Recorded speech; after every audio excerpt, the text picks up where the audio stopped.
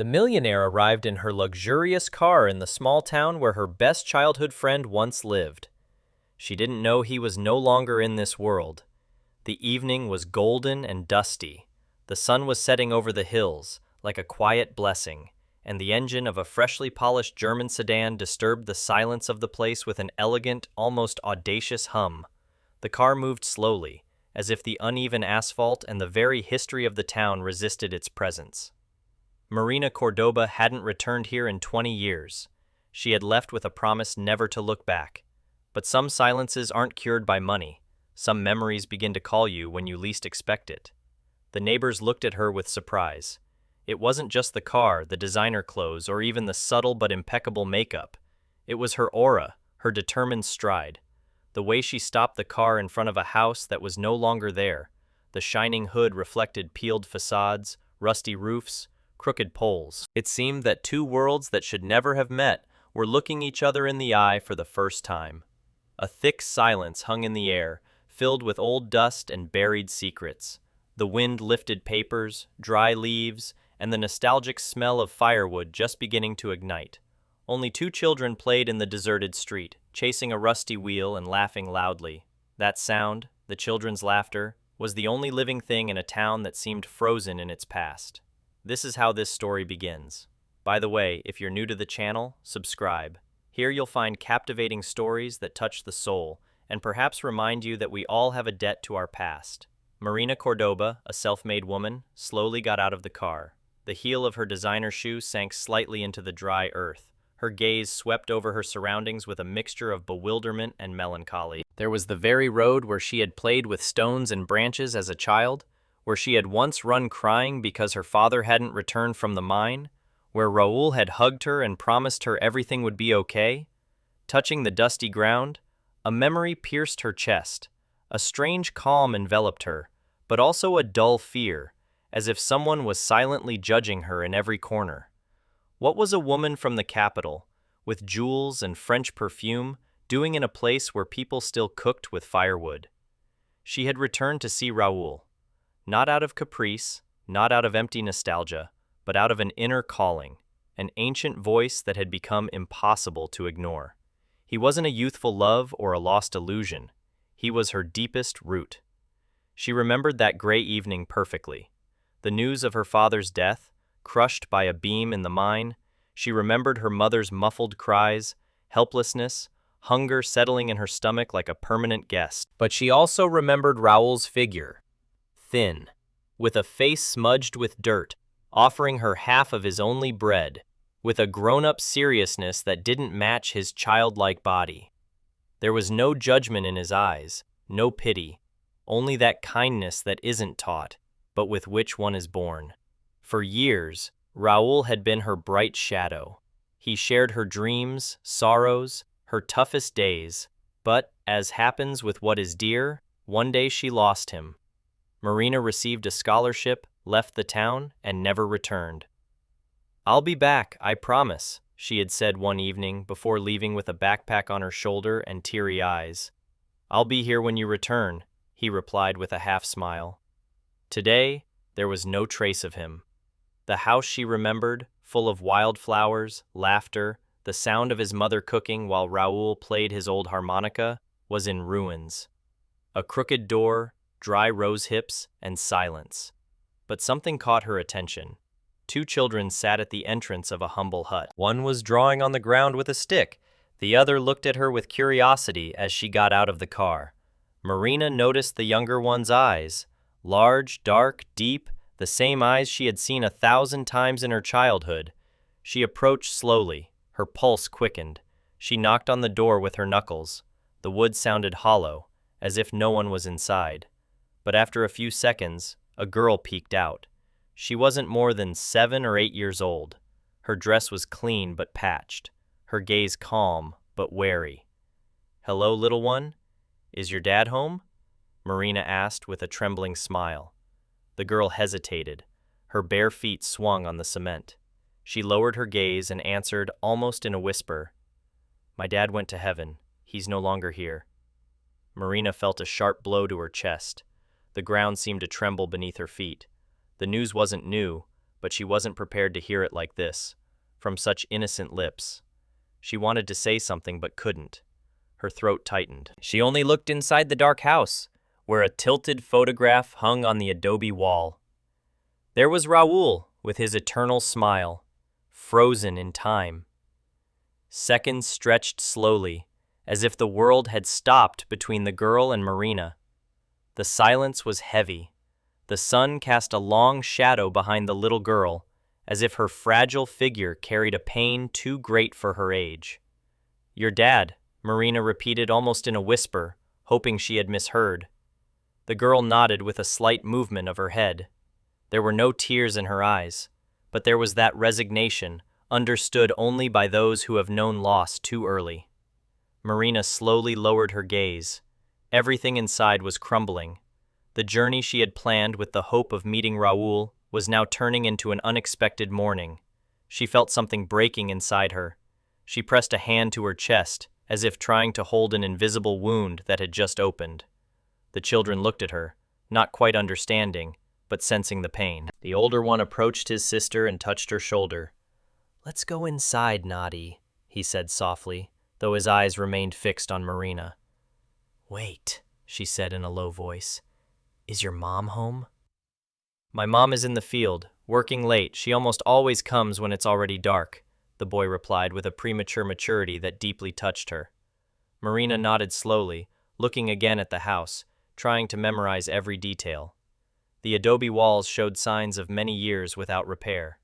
The entrance, once adorned with blooming rose hips, now only had dry roots.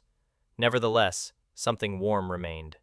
Small, patched curtains hung in the windows, clean, and next to a pile of firewood stood a tiny bicycle. "Can I come in for a moment, just to see the house?" Marina asked almost shyly. The children exchanged glances. Natalia hesitated, but Aaron nodded, almost like a little adult making an important decision. "Okay, just for a moment, but don't touch anything. It's all we have." This simple phrase shook her. Marina had no intention of touching anything. She just wanted. She needed to feel Raoul again, even in the walls, in the objects, in the memory of the air. She entered slowly. The floor creaked under her heels. The light was dim, filtered through a partially closed window. The interior was clean but modest. 2 old chairs, a wobbly table, a shelf with a few mismatched plates. On the main wall hung a photograph. Raoul was smiling, and a young woman with long hair had her arm around his shoulders. Tenderness was in her eyes, but also a quiet strength. Marina felt involuntary envy. She had never seen Raoul so happy. "Is that your mom?" she asked, pointing to the photograph. Natalia nodded. She looked at the image for a long time, with a mixture of pride and sadness. "She looks a lot like Raoul," Marina whispered. The girl approached, and with small fingers adjusted the tilted frame. "Dad said Mom was his star," she said innocently, "that even if the world went out, she would shine for him from within." Marina put a hand to her lips, wanting to answer, but her voice failed. Instead, she crouched down to be at the girl's level. "Your dad was a wonderful person. He helped me when I was little, when I had nothing. He protected me, made me laugh, even when there was no reason to laugh. He saved my life, you know." Natalia's eyes widened. She wasn't used to hearing such words of restrained tears from adults. "Is that why you came?" she asked, tilting her head. "Yes," Marina replied with a lump in her throat, "because I never thanked him and wanted to see him again, but I was too late." An emotionally charged silence enveloped the moment. Outside, whispers grew. Some neighbors peeked from behind their curtains. The shiny and foreign car was now the center of attention for the entire town. Marina straightened up and headed for the door, where Aaron was waiting for her, looking at her with distrust. She took a large bill from her leather purse and handed it to Natalia, trembling. But the girl didn't take the money. Instead, she stepped back with unexpected determination and raised her chin defiantly. "My mom says we shouldn't take handouts. We're poor, but not beggars." Marina froze. This answer was Raoul's voice, his honesty, his character. His soul lived in this girl. "It's not a handout, dear," she finally said with effort. It's gratitude. It's a thank you I've kept for many years and could no longer keep silent. At that moment, a figure appeared in the distance. She walked quickly along the dusty path. Her silhouette stood out sharply against the crimson sunset sky. Marina turned with a lump in her throat. It was her, Elena, the mother. Elena's figure moved quickly, almost hurried, as if something inside her was screaming that something was wrong. With each step, the hem of her worn dress swayed in the warm wind. In her hands, she carried a basket of freshly picked vegetables from the field. Her face, covered with the day's sweat, was etched with lines of fatigue and sun. She had calloused hands, a firm gait, but in her eyes there was something that broke all this, a deep sadness, as if she had been holding back tears for years. Marina watched her, feeling a knot in her stomach. How to explain who she was? How to introduce herself to the woman who loved the same man to whom she owed everything? The children ran to their mother, leaving Marina alone at the door. "Mom," Aaron exclaimed. "A rich woman came in a shiny car. She says she knew Dad." Elena stopped abruptly. Her eyes pierced Marina, instantly examining every detail. Perfectly styled hair, modest but expensive earrings, a branded bag, shoes unsuitable for this land.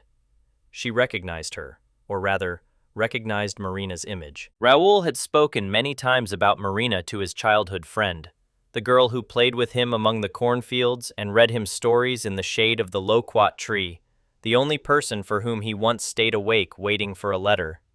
"Is that you, Marina?"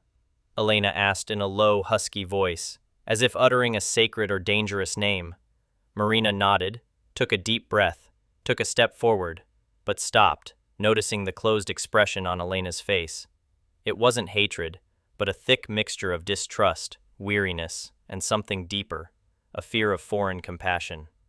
"Yes, it's me, Marina Cordoba. I was Raoul's friend when we were children. He talked a lot about you," she added sincerely. Elena pressed her lips together. She didn't know whether to believe her. She had heard that name so often from her husband's lips that, in a way, she felt part of a story that didn't belong to her. "Raoul said you were a strong girl who would change the world and never forget where you came from," Elena finally said, looking her directly in the eyes. "And I haven't forgotten," Marina replied, softly filled with emotion. "That's why I'm here. I wanted to come back to see him, to thank him for what he did for me. But I was too late." Elena lowered her gaze for a moment. A thick and tense silence hung between them again. "He died 3 years ago," she finally said. "It was quick. He was diagnosed when it was already too late, but he never complained." Marina felt a shiver. 3 years, while she was signing contracts, attending galas, and flying on private jets, Raoul was quietly dying. "I'm so sorry," she whispered sincerely, broken. "And why did you come now?" Elena asked, not aggressively, but with acute honesty. "Out of guilt? Out of nostalgia? Or because it bothers you that someone gave you something without asking for anything in return?" This question pierced her. Marina took a deep breath before answering.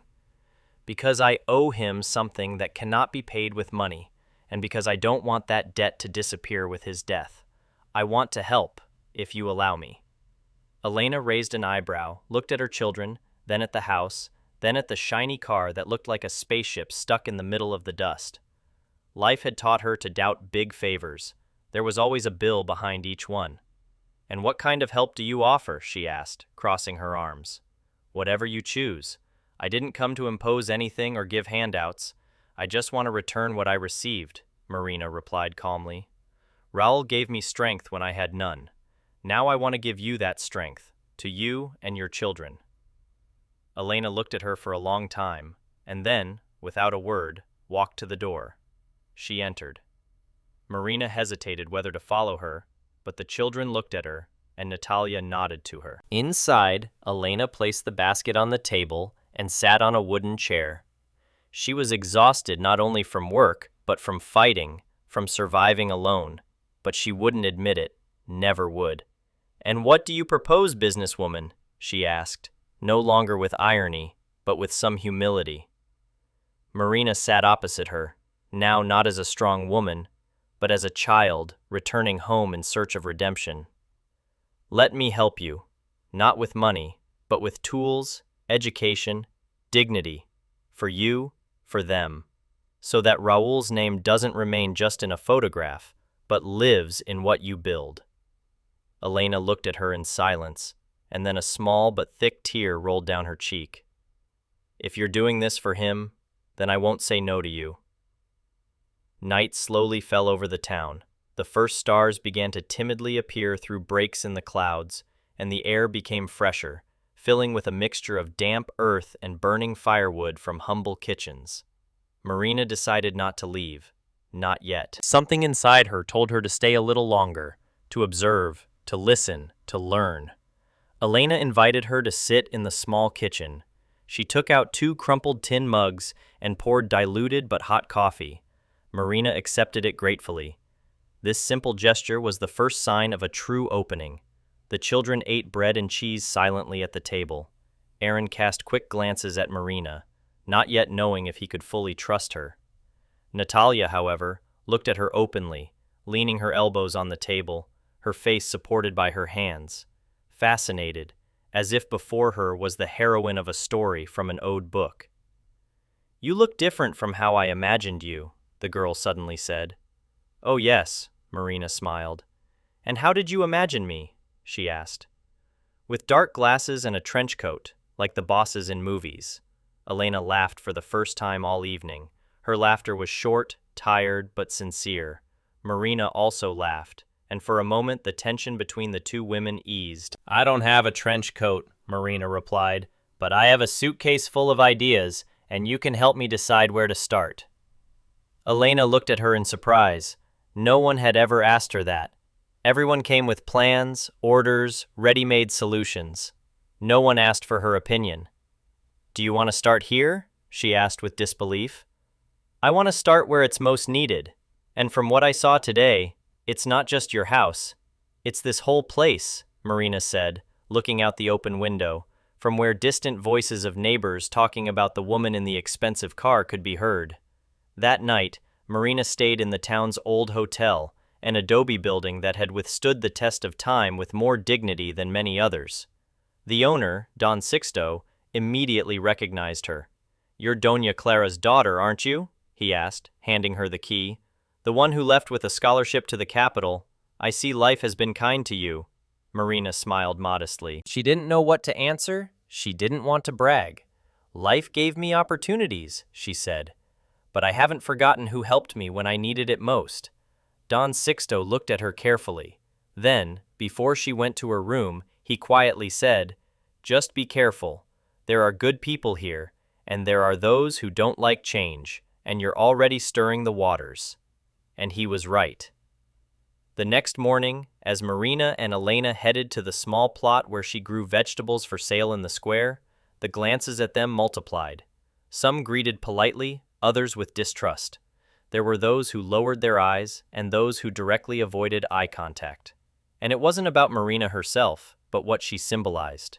Change, a threat to the status quo, the promise of something different. "Don't pay attention," Elena said, carrying a basket of chard with her. "The people here are good, but they're scared. Scared of losing the little they know. Scared of owing anyone." "I don't want anyone to owe me anything," Marina replied. "I just want to open doors. Whoever wants to come in, let them. Whoever doesn't, that's fine too." Elena looked at her carefully. She no longer saw a stranger in her.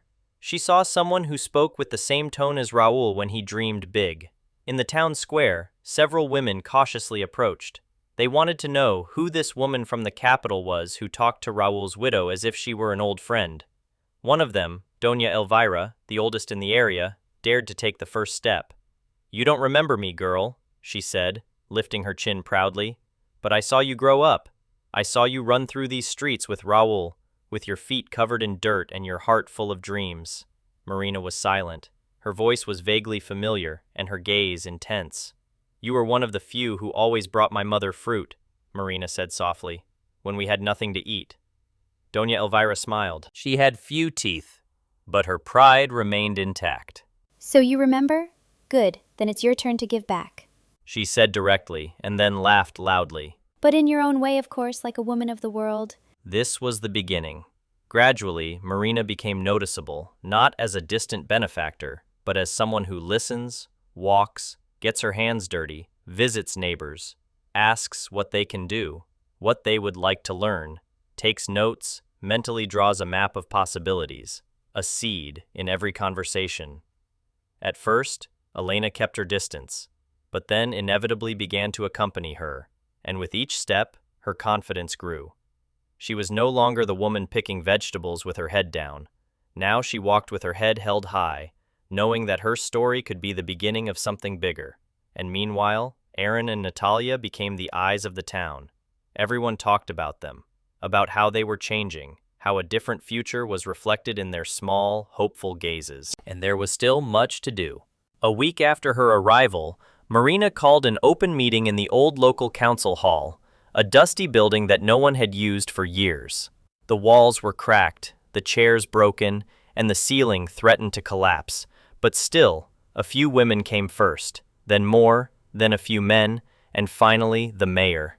Don Ramiro, a man with a stern face, always an iron shirt and a notepad in his breast pocket, listened to her silently from the first row.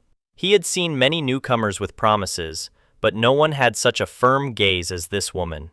"I didn't come with pretty speeches," Marina began, not raising her voice.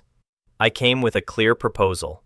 To create a training center for women here. Sewing, embroidery, making local products, skills you already have but that need a boost, space, and visibility." The women exchanged glances. Some lowered their eyes, others straightened in their seats. One quietly muttered, "What's the point of learning if there's nowhere to sell?" "I'll take care of that," Marina replied without hesitation. "I'll provide the resources, machines, materials, transportation if needed. But the work, the soul, must come from here, from you." From the back of the room, a hand went up. It was Don Gregorio, one of the oldest residents of the town, a former miner, grumpy, and with a voice that commanded respect. "And what do we get out of it, madam?" "So our women go out of the house and run around like you?" he said with a hint of sarcasm and seriousness.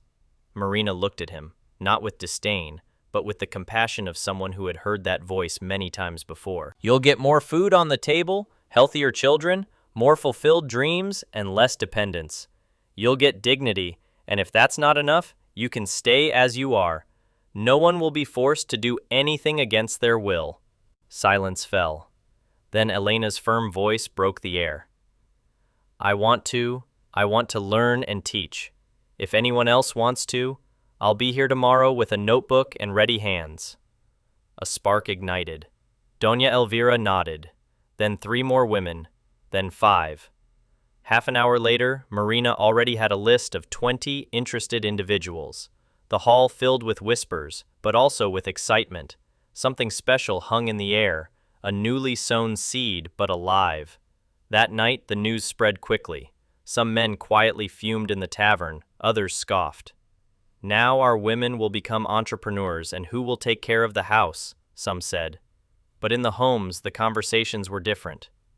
"What if it works?" some wives whispered among themselves. "What if we learn to earn our own?" others said, dreaming quietly, as if afraid to wake up. In the following week, Marina and Elena worked tirelessly. They hired a village mason to reinforce the roof of the old hall. They painted the walls in warm colors, obtained tables, sewing machines donated by a foundation, and even an oven for workshops on making homemade products. The place was no longer an abandoned warehouse. It had become a meeting point, a refuge, a classroom. On the official opening day, Elena gave a speech. She had never spoken in public. She trembled, but her voice did not waver. "We didn't come here to ask for favors," she said, looking into the faces of the other women. "We came to build a future, not only for ourselves, but for our children, so they never again have to leave empty-handed and with their heads down." The applause was sincere. Even Don Ramiro, the mayor, stood up and hugged her at the end of her speech. But not everything was celebration. That same day, in the village butcher shop, a group of men gathered to discuss the quiet revolution that was taking place. "This won't lead to anything good," one said.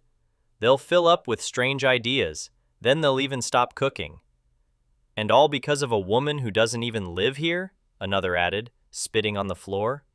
Meanwhile, in the training center, women learned, embroidered, cut fabrics, designed labels, laughed, dreamed, and Marina quietly watched, sitting by the window. She thought of Raoul, of how he would have smiled seeing all this, of how, without saying it, he had already begun this story with a simple act, sharing half of his bread with a scared little girl. And now that bread was multiplying. Marina kept her word, provided materials, machines, even hired a textile designer from a neighboring town to teach the basics of modern sewing, color combinations, product presentation for 2 weeks. But she didn't expect what began to emerge from within. One morning, Natalia, Elena's young daughter, sat watching her mother embroider.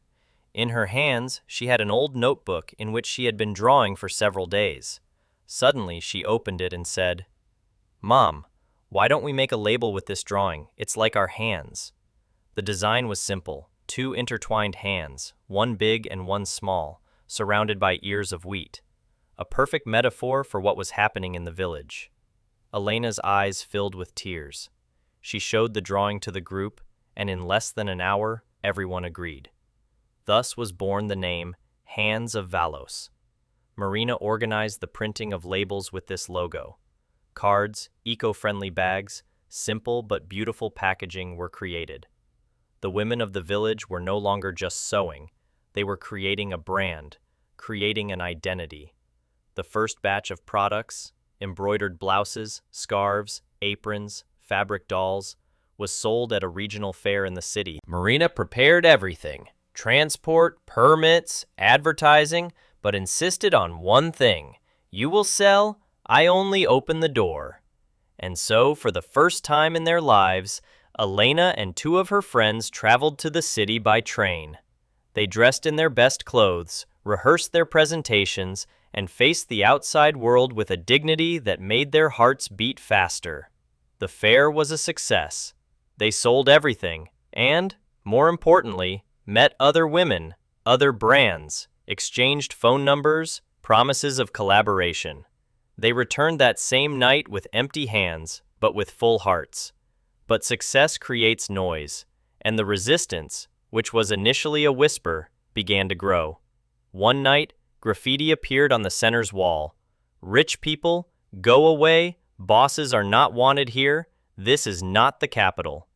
Marina arrived early the next day and saw them. She silently took a bucket of lime and began to paint over the insults. Soon, Elena arrived with a determined expression. "Do you want to talk to the mayor?" she asked. "No," Marina replied. "Don't give them more power. Let them see that we won't stop." That same day, they hung a new poster on the door. "Here we work with love, here we learn freedom," and they continued to move forward. The children also began to change. Aaron, previously shy, started helping with accounting, recording orders, sorting fabrics. Marina gave him a book on the basics of accounting. Natalia organized games with the children of other women, taught them to draw and cut patterns. On weekends, the center transformed into a lively space.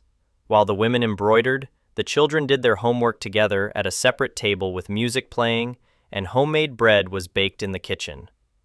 The center became, without any plan, the heart of the village. But the real turning point came when women from neighboring villages began to arrive on foot or by motorcycle. Some with babies in their arms, others with strollers. They wanted to learn, they wanted to replicate what they saw. Elena, who at first only listened in meetings, now taught. She taught confidently and patiently. She no longer hid behind Marina. She became her own voice, her own project. "If I could, you can too," she would say, guiding the fabric under the needle. Marina, sitting at the back of the room, watched her with pride. She thought of Raoul, of how he was still here in some way, in his daughter's eyes, in his wife's strength, in the echo of his kindness. The project grew so much that the village name began to appear in local magazines, on social media, in interviews. The Hands of Valos brand became a symbol of rural transformation, but Marina did not give interviews or appear before cameras. She rejected personal attention, repeating, "This is not my story, it's their story." One day, Elena approached her with a notebook in her hand. "Marina, I think it's time for you to dream too." "What do you mean?" Marina asked. "You came to settle a debt, but now it's no longer a debt. It's family, it's a business, it's a future. Don't leave when everything is ready. Stay, help us think bigger." Marina was silent. For the first time in many years, she was in no hurry to return to her world of meetings, suits, and hotels. For the first time in many years, she felt she belonged. It was a clear morning, one of those where the sun doesn't burn but gives hope. The women worked, as always, in the center, which was now more alive than ever. On the tables, bright fabrics, skeins of thread, jars of recycled buttons, and records of orders from other provinces. They were even about to sign their first major contract with an ethical design store in the capital. Everything seemed to be going well, until a letter arrived. The envelope was sealed with the letterhead of the regional office of the Institute for the Regulation of Municipal Spaces, a forgotten bureaucracy that never appears until something starts shining too brightly. Elena was the one to open the letter, and as she read, her face hardened. Marina, who had just entered with newly printed labels, saw Elena turn pale. "What happened?" she asked immediately. Elena handed her a trembling sheet of paper. "This is to inform you that the property at 233 May Street, the former local council building, is declared an object of disputed ownership. Its evacuation is required within a maximum period of 15 days due to a legal review and possible municipal reassignment." Marina read each line, holding her breath. This can't be true. This place was abandoned. No one claimed it for years. But yes, it was true, legally. Even someone with power, connections, and a fear of change was pulling strings. That night, Marina asked for a meeting with the mayor. Don Ramiro met her with an awkward gesture. The paper was already on his desk. "I won't lie to you," he said immediately. "This isn't from me, it's from above. The center is attracting too much attention. Too much, I would say. There are those who believe you're building a parallel power structure, that you might be seeking political influence." Marina looked at him with disbelief and disappointment. "Do you think I'm doing this for politics, for a position?" she asked. "No," he replied, lowering his voice. "But there are people who don't like it when a woman moves so much with so little, especially a stranger. They're bothered by change because it exposes them." Marina stood up. "This isn't just a workshop, Don Ramiro. It's the heart of a village that was sleeping, and now they want to close it out of fear." "I'm not saying it's right," he replied, visibly upset. "I'm just saying that legally, I can't protect you." The news fell like a bomb. The women gathered that same day, some with anger, others with tears. Aaron, listening from the hallway, clenched his fists in helplessness. Natalia hugged her mother, as if afraid of losing her world again. "What if we go back to the hall of my house?" one of them suggested. "At least with the old machines." "No," said another. "No, after everything we've done, we can't retreat." Marina let them speak, listened to everyone, then stood up and said, "A physical place can be closed, but the community we've built cannot. If you want to fight, I'm with you, but not with anger, not with violence. We'll do it the way the world changes, with organization, strategy, and love." That same night, she wrote to everyone she knew, former partners, ethical journalists, NGOs, foundations.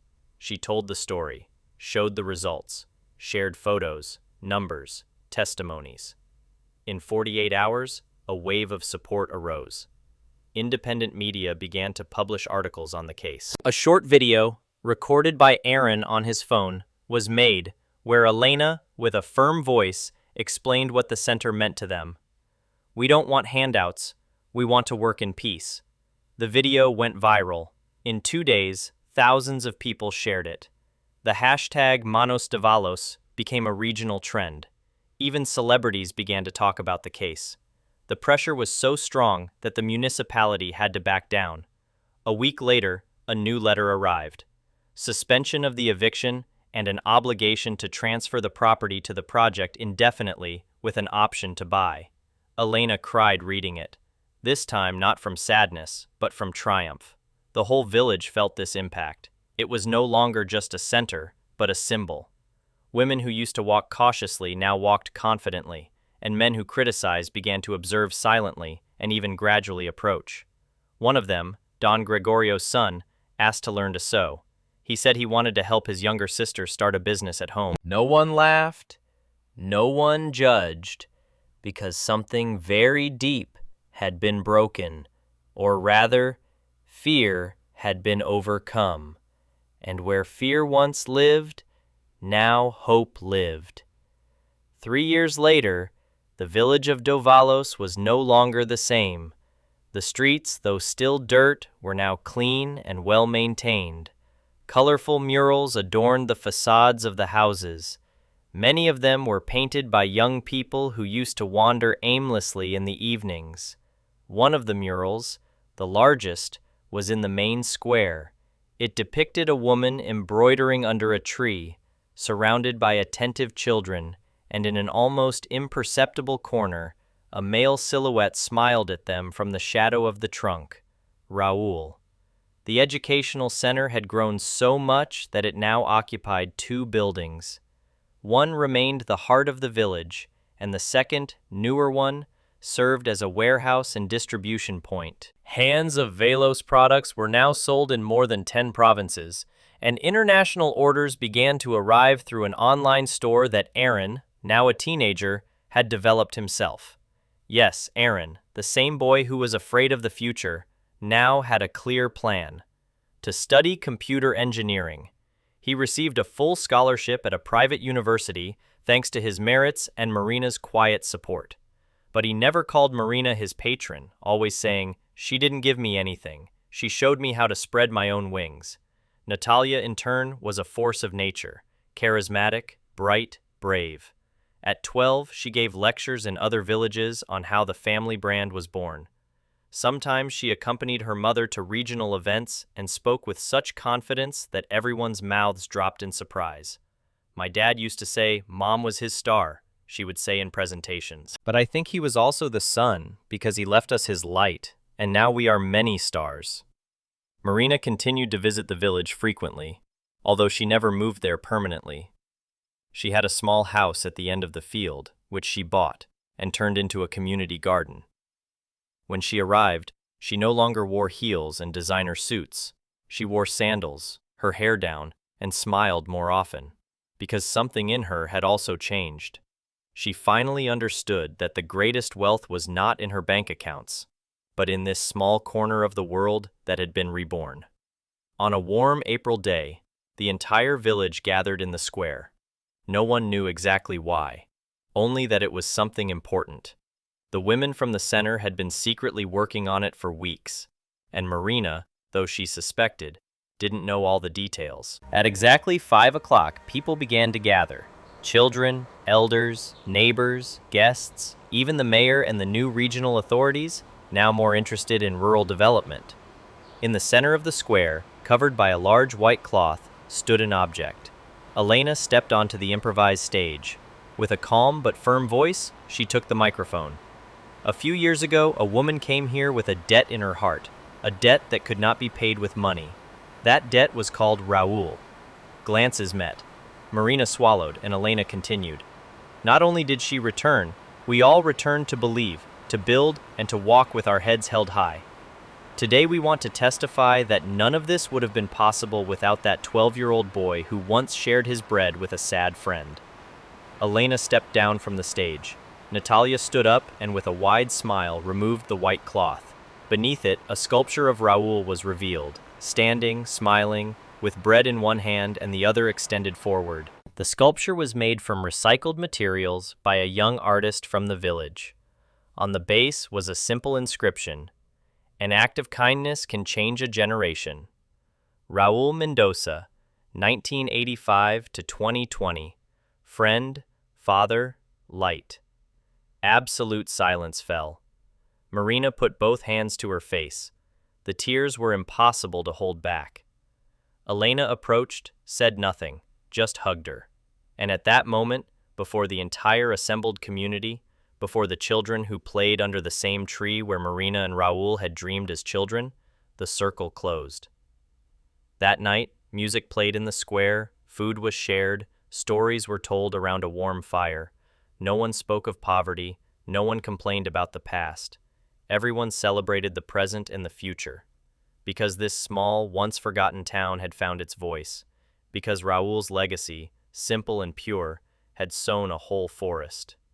So, dear listeners, this story ends. A story that didn't begin with a grand plan, but with a simple, loving gesture. And have you wondered to whom you owe your bread? If this story has touched your heart, share it, because perhaps somewhere in the world, someone needs to be reminded that gratitude is not paid with words, but with deeds. Thank you for being with us. Subscribe for more stories that inspire, touch, and remind us that true change always begins with an open heart.